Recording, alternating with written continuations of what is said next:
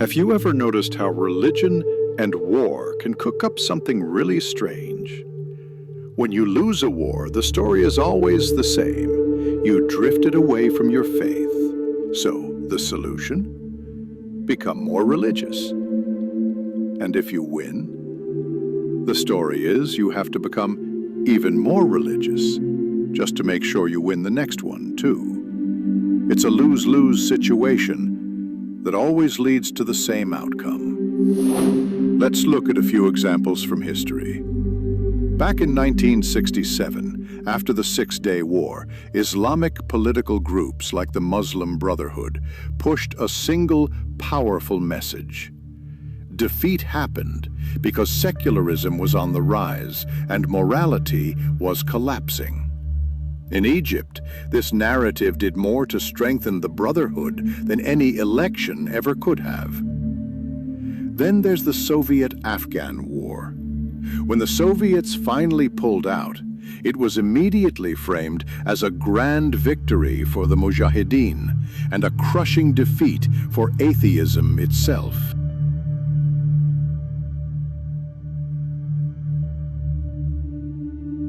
This myth didn't just boost groups like Jamaat-e-Islami and the Brotherhood. It also became a foundational story for Al-Qaeda.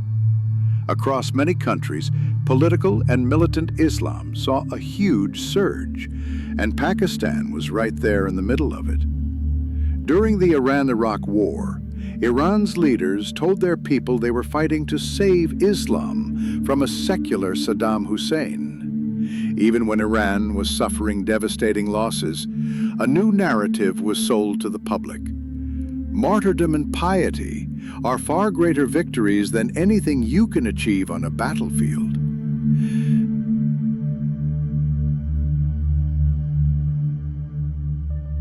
This thinking cemented the power of Iran's clerical rule and completely silenced anyone who dared to disagree.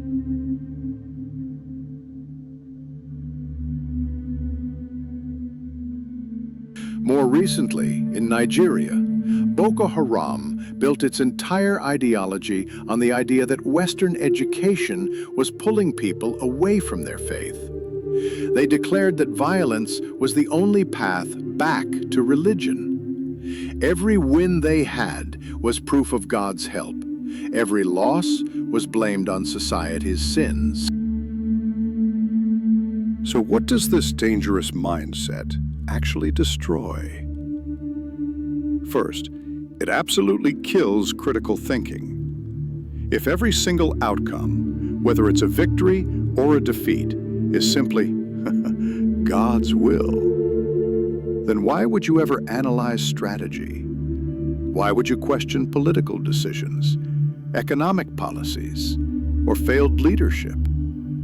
Mistakes aren't examined, they're just turned into moral lessons. Second, it fuels authoritarianism. Leaders grab more and more control, all in the name of a religious revival. Opponents are silenced, and dissent becomes the same as treason. Third, it makes conflicts drag on forever. If war itself becomes a test of faith, then the war has to continue, because that faith constantly needs to be measured. Negotiation is seen as cowardice. Compromise is seen as betrayal. At a societal level, innovation just dies. Societies that get trapped in this cycle start to fear scientific education and social reform.